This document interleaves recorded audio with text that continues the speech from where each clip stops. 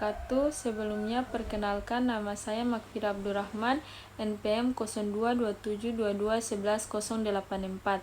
Di sini saya akan menjelaskan tentang etnometodologi. Salah satu jenis penelitian kualitatif yang sering digunakan oleh para peneliti ialah etnometodologi. Berakar keilmuan fenomenologi, etnometodologi sangat penting dalam studi-studi sosiologi. Sayang, tidak sedikit orang salah paham dengan istilah etnometodologi itu sendiri. Ada yang beranggapan etnometodologi sebagai metode mengumpulkan data, karena ada istilah metodologi di dalamnya. Ada juga yang mengartikan etnometodologi sebagai sebuah pendekatan untuk meneliti kelompok masyarakat atau etnik atau suku primitif tertentu, karena ada kata etno di dalamnya. Ini semua adalah salah kaprah yang perlu diluruskan.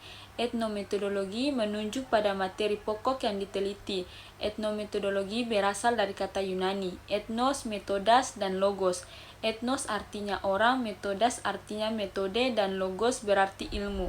Secara harfiah, etnometodologi diartikan sebagai studi atau ilmu tentang metode yang digunakan untuk meneliti bagaimana individu-individu menciptakan dan memahami kehidupan mereka sehari-hari, seperti cara mereka menyelesaikan pekerjaan di dalam hidup sehari-hari.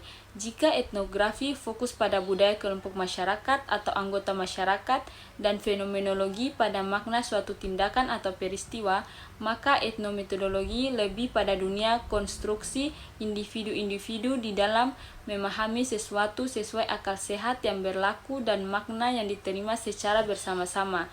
Dibanding studi-studi lainnya, dalam penelitian kualitatif, etnometodologi relatif baru. Adalah Harold Garfinkel yang pertama kali mengenalkan istilah etnometodologi ketika dia mempelajari arsip silam budaya di Yale, menemukan istilah-istilah seperti etnobotani, etnofisiologi, dan etnofisis. Saat itu Garfinkel mempelajari kegiatan juri. Menurutnya, cara juri mempertimbangkan keputusannya membentuk etnometodologi, di mana etno menunjuk pada keberadaan seseorang memahami pengetahuan akal sehat masyarakatnya. Diyakini, menurut Garfinkel, di balik tindakan mereka ada teori, asumsi, atau dalil yang digunakan untuk menilai, menafsirkan, dan memaknai sesuatu.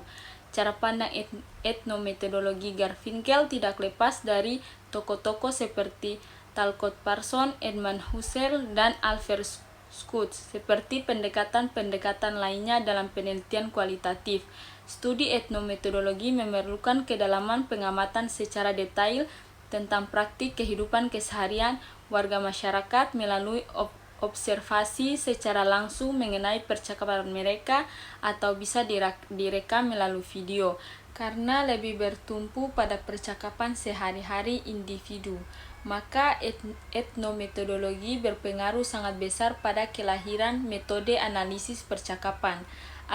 Asumsinya adalah percakapan atau cerita merupakan cara orang mengkonstruksi realitas, menggunakan bahasa sebagai bahan utama kajian yang diperoleh dari ucapan keseharian dalam interaksi individu. Etnometodologi menghindari pemaknaan bahasa dari aspek gramatika, tetapi lebih pada inti komunikasi mereka. Keunikan etnometodologi dibanding pendekatan-pendekatan lain dalam penelitian kualitatif ialah peneliti meninggalkan dulu asumsi-asumsi, teori, proposisi, dan kategori yang ada tentang fenomena yang dikaji. Sedangkan pendekatan lainnya ialah peneliti melihat fenomena dengan sudah berbekal asumsi-asumsi atau bahkan teori yang dianggap dapat membelenggu kebebasan peneliti dalam memahami fenomena yang sedang dikaji. Dengan keleluasaan itu, peneliti dapat memaknai realitas dengan jernih, karena tanpa intervensi teoretik sebelumnya. Peneliti etnometodologi lebih mengutamakan pertanyaan bagaimana daripada mengapa, untuk menggali makna yang dikandung dalam realitas yang diteliti. Keunikan lain etnometodologi dibanding studi-studi lainnya ialah walau menggunakan percakapan keseharian individu sebagai data utama, etnometodologi menghindari wawancara. Sebagaimana dinyatakan, itu bisa membingungkan peneliti. Selain itu, yang lebih penting lagi ialah hasil interview belum tentu mengungkap apa yang sesungguhnya terjadi. Perlu dipahami bahwa apa yang dikatakan seseorang belum tentu sama dengan apa yang dimaui. Untuk menghindar hal-hal yang tidak perlu itu, etnometodologi lebih mengutamakan data dari observasi langsung pada kegiatan individu-individu yang diteliti. Sebagai sebuah varian dalam penelitian kualitatif, etnometodologi tentu memiliki kelemahan. Misalnya, tidak tepat digunakan untuk meneliti sikap dalam lingkup yang luas. Untuk meneliti sikap dalam lingkup luas lebih tepat menggunakan survei. Tetapi etnometodologi sangat tepat digunakan untuk meneliti sikap individu-individu dalam organisasi atau institusi.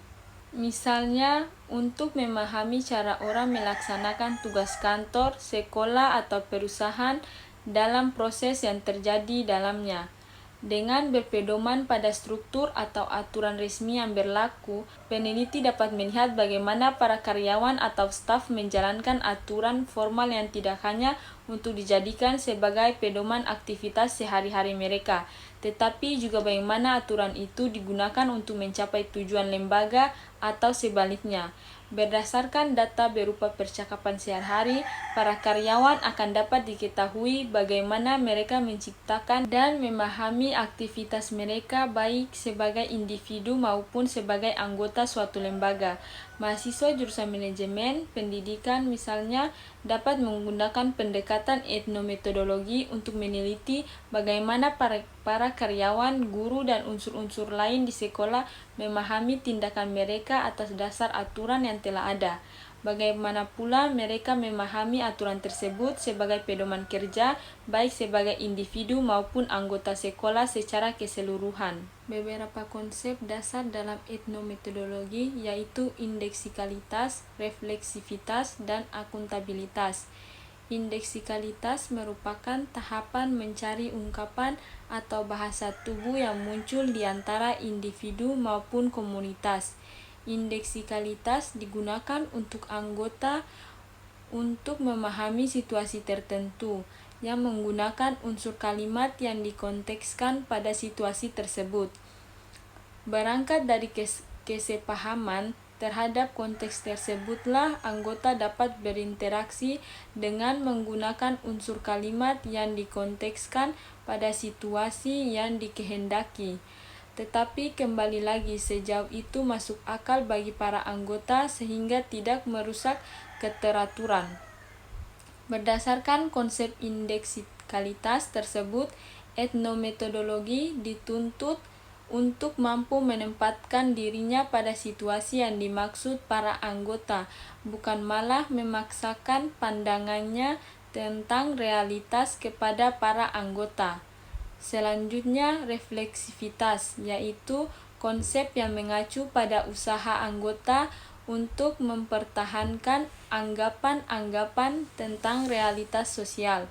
Ketika anggota mempunyai anggapan tertentu, kemudian ia bertindak berdasarkan anggapan tersebut. Secara bersamaan, ia sedang berusaha membangun suatu realitas dan mempertahankan anggapan tersebut.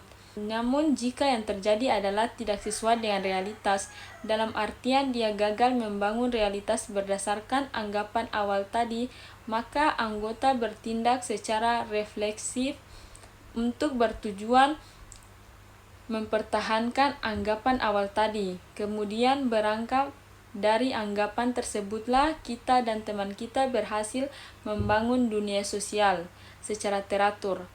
Selanjutnya, akuntabilitas yang berasal dari kata accountability juga diartikan sebagai laporan atau cerita.